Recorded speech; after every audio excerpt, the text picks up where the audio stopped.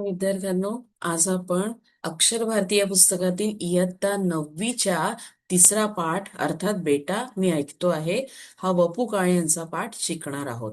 तर सर्वप्रथम पाठ सुरू करण्याआधी आपण वपू काळेंबद्दल जाणणं आवश्यक आहे. तर आपण पाहू शकतो की हा पाठ तुम्हाला स्क्रीनवर दिसतो आहे.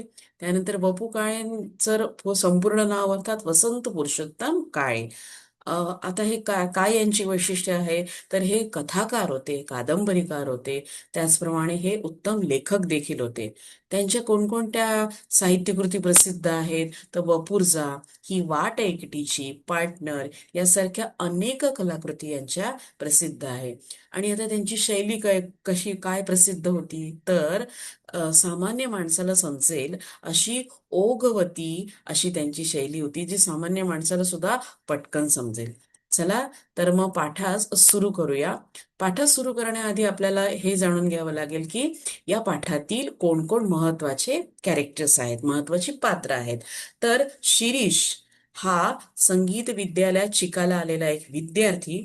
त्याचप्रमाणे अ, त्यानंतर शिरीषचे सर अर्थात पी जनार्दन, लक्षात ठेवायचं नाव पी जनार्दन. आणि त्यानंतर शिरीष भागवत याचे वडील नाना, हे या पाठातील 3 महत्वाची पात्र आहेत. तर शिरीष भागवत नावाचा मुलगा संगीत विद्यालयात फिडल वादन अर्थात व्हायोलिन शिकायला येतो. तर त्याप्रमाणे सभागृह भरलेले आहे. सुरुवात अशी होते आहे की सभागृह पूर्ण भरलेले आहे आणि या सभागृहामध्ये शिरीष हा फिडील वादनासाठी बसलेला आहे. त्याआधी त्या संगीत विद्यालयाचे शिक्षक अर्थात पी जनार्दन हे आपल्या विद्यार्थ्यांची ओळख करून देतात. आणि लेखक मात्र त्याला मनापासून कार्यक्रम देण्याची नेहमी टाळत असतात. का, ते आपल्याला पुढे समजणारच आहे. मग कार्यक्रम सुरू होतो आहे. कार्यक्रम सुरू झाल्यावर अ व्हायोलिन, अतिशय सुंदर असं व्हायोलिन वादन हा शिरीष करतो आहे. इतकं सुंदर की त्याचे सर अर्थात पी जनार्दन यांना त्याच्या कानावर विश्वासच होत नाही की हाच तो विद्यार्थी आहे ना, जो 3 महिन्यापूर्वी आपल्या क्लासमध्ये आला होता. तर इतकं सुंदर हे वादन तो करत होता. त्याचप्रमाणे करता करता लेखकाला अर्थात पी जनार्दन यांना शिरीषशी झालेली सर्वात पहिली भेट आठवते, ज्यावेळी तो क्लास सुरू करतो. तो जेव्हा क्लासमध्ये येतो तेव्हा त्याची एकच अट असते की तो येणार तर आपल्या वडिलांसोबत अर्थात नानांबरोबर. सर त्याची ही अट मान्य करतात आणि सर्वप्रथम क्लास सुरू करण्याआधी स्वतः व्हायोलिन वादन वाजवून दाखवतात. ही सरांची एक अट असते. अशा अटींप्रमाणे नाना शिरीषला घेऊन सतत आता नियमितपणे क्लासला येऊ लागतात. शिरीषची प्रगती पाहून लेखक अर्थात त्याचे सर खूप आश्चर्यचकित होतात, कारण त्याचा हात हा अतिशय हलका असतो आणि आकलन शक्ती अर्थात समजण्याची शक्ती खूप दांडगी असते. हे सर्व क्लास सुरू असताना नेहमीच सर जे नाना होते, त्याचे वडील होते, ते येऊन बसायचे, मात्र एक अक्षरही बोलायचे नाही. तर याबद्दलही आपल्याला समोर समजणारच आहे. 3 महिन्यानंतर सरळ क्लास सुरू होतो. क्लास सुरू झाल्यानंतर काही महिन्यांनी मात्र शिरीष जो आहे अचानक येईन असा होतो. आणि येईन असं होतो. मात्र काही दिवसांनी, अगदी 15 दिवस जेव्हा क्लासला राहिले असतात, तेव्हा एक मनुष्य अचानक त्यांच्याकडे येतो आणि त्यांना फीचे पैसे आणि नाना आजारी आहे असं सांगून जातो.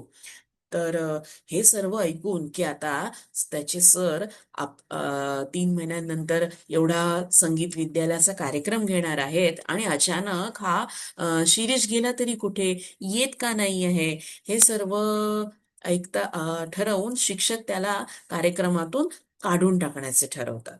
समारंभाच्या दिवशी मात्र तो दिवस उगवतो आणि अचानक शिरीष येतो. सर्वप्रथम तर सर अर्थात पी जनार्दन खूप चिडतात. पण नंतर नानांची चौकशी केल्यावर त्याला असं कळतं की त्याचे वडील नाना आता हयात नाही, अर्थात वारले आहेत. तसेच तो शिरीष आपल्या सरांना खूप आग्रह करतो की आजच्या दिवस मला तुम्ही सभागृहात व्हायोलिन वादन करून द्या. आणि खूप आग्रह केल्यानंतर सर त्याला परवानगी देत आहेत. तर अशा प्रकारे संपूर्ण धडा झाल्यानंतर ज्या धड्याची सुरुवात झाली होती त्याप्रमाणे सर्वपासून शिरीष हा आपल्याला व्हायोलिन वाजवताना दिसतो, त्याप्रमाणे तो व्हायोलिन वाजवताना सुरू झालेला आहे. त्याचे हे अप्रतिम वादन ऐकून टाळ्यांचा कडकडाट होतो. त्यानंतर शिरीष आपल्या सरांना नमस्कार करतात आणि त्याच्या मनातील हे उत्कृष्ट भाव पाहून खूप आनंदित होतात. पण अखेरीस जो आहे शिरीष आपल्या मनातील भाव त्यांच्यासमोर व्यक्त करतो की त्याचे नाना, अर्थात ज्याचे वडील होते ते आधी खूप सुंदर गवय्ये होते, पण त्यांना एक अपघात होतो व ते ठार बहिरे होतात.